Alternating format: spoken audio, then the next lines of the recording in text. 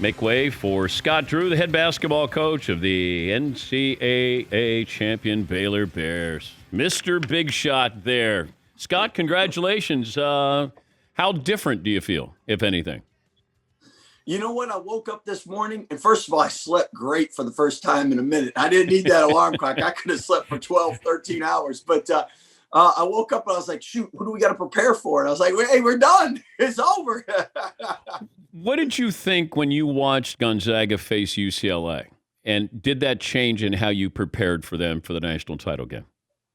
No, we've watched Gonzaga all year long. We were supposed to play them on December 5th.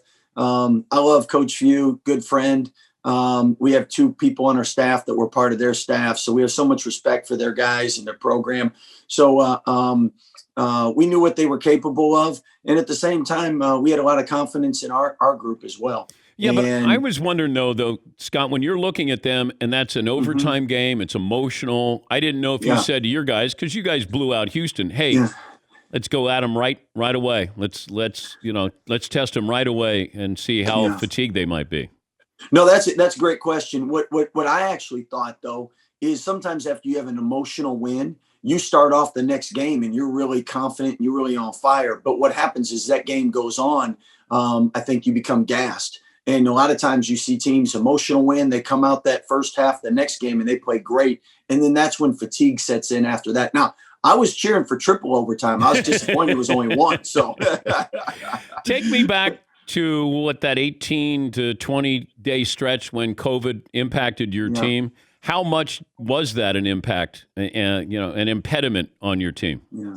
Well, the first thing is there is no rule book for this. Everyone's going through it for the first time. So I reached out to several coaches and got their opinion. And like Coach Izzo, can't thank him enough for his help and his ideas. But most people said it's going to take you 2 weeks. It's going to take you 4 games to get back to normal. When we came back, we played 6 games, 14 days, traveled 3,500 miles. So you were just playing, prepping, recovering, and we never got the practice in.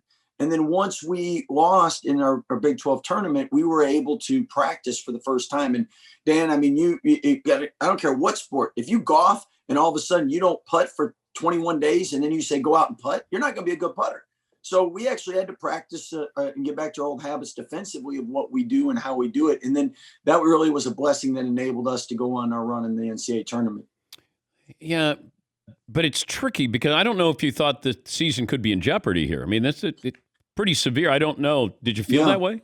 No, definitely. You with COVID, there are no absolute answers, and I didn't know. Maybe we don't come back in time, and maybe we can't get back to where we were. Because for most of the season, we were top 3 offenses in the country and top 3 defenses in the country. So analytically, we were really sound. But when we came back, our defense, every game we played, dropped, and we got as low as 44th best defense in the country. And then all of a sudden, after we had those couple of times of practice, and really credit our guys, when we practice, they practice hard. They wanted to get better. It's a player-led team.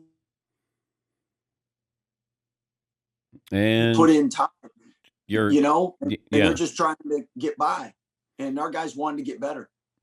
He's Scott Drew, the head coach at Baylor. He's been there since 2003. You go back, you took over a program that, I think people wondered if they were going to get the death penalty, if that was going to happen with the NCAA. And even when, it took a little while to get to the tournament, you had some rough losses there. I think Yale and Georgia State. And if I would have told you in 2003, Scott, one day we're going to talk about you winning a national championship at Baylor, and you would have said? I said, I definitely see us doing it. I would have probably thought it would have been sooner than 18 years because when you're younger, you just assume things are easier, But we went to the Elite Eight in 2010, lost to the national champ, and I thought we could have won it that year. We lost it 2012 to the national champ in the Elite Eight. So, I mean, we're knocking on the door. Since 2008, only us and Kansas in the Power 5 have won 18 or more games. In the last 3 out of 5 seasons, we've been ranked number 1. So we've been close. And I know when you're close and don't get something, you're that much more appreciative when you do achieve it. I wondered at halftime, though, because Gonzaga cut it to 10.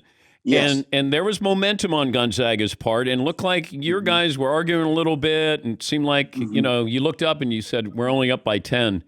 Yeah. What did you tell your team at halftime? Well, we're first and foremost, we're up 10 and we're 20 minutes away from a national championship. So but when you're up 19, you want to go into the half up 19, not up 10. But they're a great team. They're going to make a run. They're going to make coaching adjustments. But I think focusing on the big picture, and the big picture is we're up 10 and we're 20 minutes away from a national championship. And Davion Mitchell has hired an agent, so he's going to go pro? We're going to talk to those guys in the next couple of days, but obviously Davion was unbelievable in the tournament, and him and Jared, all tournament teams, and really came back and accomplished what they set out to accomplish. Yeah, I don't mean to break this to you, but this is what breaking news now just said, that Mitchell, a potential lottery pick, declaring for the draft and plans on hiring an agent, sources tell The Athletic. So yeah, no, I know. I just know, like, before a formal release or anything, yeah, we'd coordinate that probably. Everything happens on social media now. Yes, it does. Yes, it does. Sometimes before the coach even knows. Yeah. Your brother is the head coach at Grand Canyon, Bryce. Are you going to schedule Grand Canyon? It's much easier to cheer for him than play against him. So we prefer to play in the NCAA tournament in the Final Four rather than playing home and homes. Oh, come on! You got to help out Bryce a little bit. Come on! But if that's something that he ever needs, obviously it's business too. So you got to do what's best for you on the business side. But obviously, love my brother, love GCU. So happy for them. First NCAA appearance, first conference tournament championship, first conference championship. So a lot of successful things and a lot of great things by their program, and headed in the right direction. Congrats, Scott. It's been a long time. It's like, you became an overnight sensation after 20 years, Well, it's a tribute to all our past players that helped us get here, our administration, fan support, and God's really blessed our program. Thank you, Scott, and we appreciate your time. Congrats. Thank you, Dan. Thanks for all you do for sports. That's Scott Drew. Doesn't look like he just turned 50, but usually coaching will make you look like you're about 60 or something. But congrats to Baylor.